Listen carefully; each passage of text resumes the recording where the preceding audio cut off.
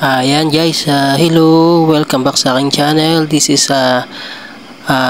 Kuya Mike TV. Yan, ating sagutan ulit ang ating fill in the blank number 204.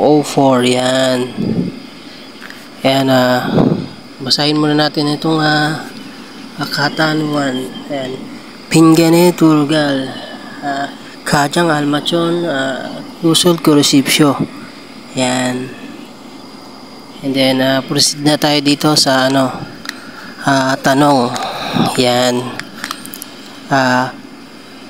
제가 제일 좋아하는 blank 운은 가을입니다. Yan. In English ay my favorite blank is fall. Yan. Yan, ito yung ating apat na pamimilian. Umshik. Si umshik sa English ay food. Yan. Si umshik ay food in English. Ito naman si untong is in English ay exercise. Yan. Undong. Yan. Ito naman si number 3 ay si quail. Quail. In English ay fruit. Yan. Fruit. Fruit yan si gawaila. And then ito naman si number 4 ay si kiechol. Kiechol.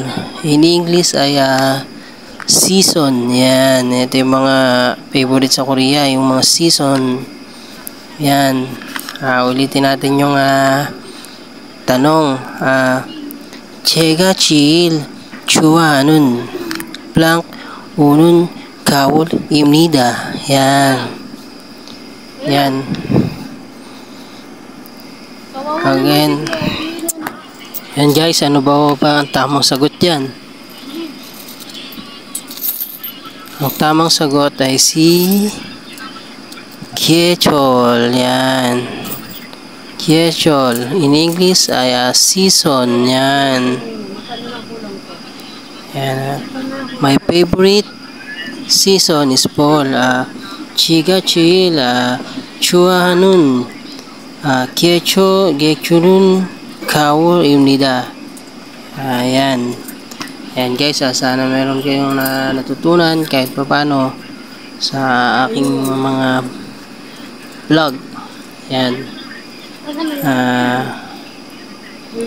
Etong mga to isa important din to. Ito yung mga important vocabs na lumalabas yan sa exam. Kaya dapat kahit papano masaulo nyo rin yung mga vocabulary na ganyan. Yan, itong si umshik, si undong, si quail at saka si kiechol. Importante yan. Lalabas at lalabas yan sa exam. Yun lang guys. Sana may natutunan kayo. Maraming salamat pala sa pagsuporta sa akin, sa pag-follow, and then sa panonood ng aking mga video. Yan, salamat. Thank you po.